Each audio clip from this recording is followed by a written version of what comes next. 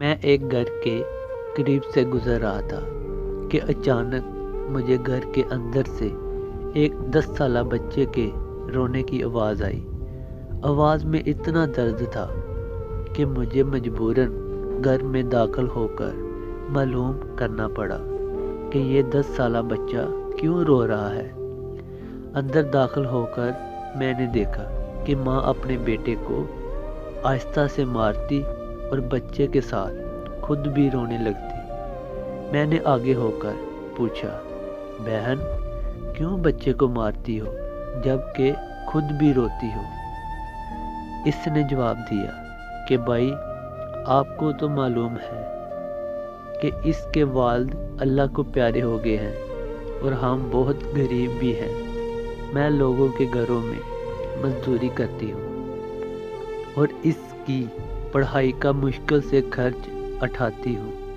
ये कम वक्त स्कूल रोज़ाना देर से जाता है, रोज़ाना घर देर से आता है, जाते हुए रास्ते में कहीं खेल कूद में लग जाता है और पढ़ाई की तरफ ज़रा भी तवज्जो नहीं देता, जिसकी वजह से रोज़ाना अपनी स्कूल की वर्दी गंदी कर लेता है। मैंने बच्चे और इसकी माँ को थोड़ा समझाया और चल दिया। एक दिन सुबह सुबह सब्जी मंडी कुछ सब्जी वगैरह लेने गया तो अचानक मेरी नज़र किसी 10 साला बच्चे पर पड़ी जो रोज़ाना घर से मार खाता था।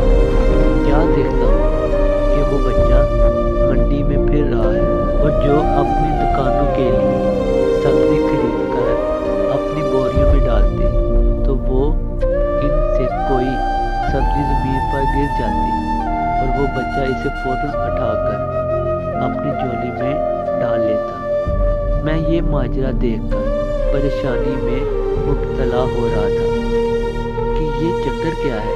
मैं इस बच्चे को चोरी चोरी फॉलो करने लगा। जब इसकी झोली सब्जी से भर गई तो वो सड़क के किनारे बैठकर ऊंची ऊंची आवाज़ें लगाकर इसे बेचने लगा। मुंह पर मिट्टी, गंदी वर्दी और आंखों में नमी के साथ ऐसा दुकानदार जिंदगी में पहली बार देख रहा था।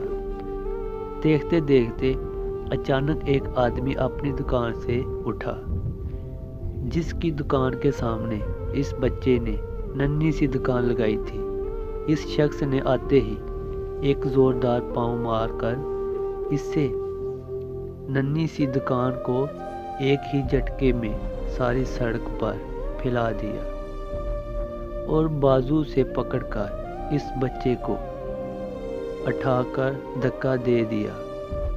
नन्हा दुकानदार आंखों में आंसू लिए दोबारा अपनी सब्जी को इकट्ठा करने लगा और थोड़ी देर बाद अपनी सब्जी किसी दूसरी दुकान के सामने डरते डरते लगा ली। भला हो इस शख्स का जिसकी दुकान के सामने अब इसने अपनी नन्ही दुकान लगाई। इस शख्स ने इस बच्चे को कुछ नहीं कहा। थोड़ी सी सब्जी थी, जल्दी ही फरोख्त होगी और वो बच्चा उठा और बाजार में एक कपड़े वाली दुकान में दाखिल हुआ और दुकानदार को वो पैसे देकर दुकान में पड़ा अपना स्कूल बैग उठाया और बिना कुछ कहे स्कूल की जानब चल दिया। मैं भी इसके पीछे चल रहा था। जब वो बच्चा स्कूल गया तो 1 घंटा देर हो चुकी थी, जिस पर इसके उस्ताद ने डंडे से इसे खुद मारा। मैंने जल्दी से जाकर उस्ताद को मना किया कि ये यतीम बच्चा है, इसे मत मारो। उस्ताद फरमाने लगे कि सर ये रोज़ाना 1 घंटा देर से आता है, मैं रोज़ाना इसे सज़ा देता हूँ कि डर से स्कूल टाइम पर आए और कई बार मैं इसके घर भी पैगाम दे चुका हूँ। बच्चा मार खाने के बाद क्लास में बैठकर पढ़ने लगा। मैंने इसके उस्ताद का मोबाइल नंबर लिया और घर की तरफ चल दिया।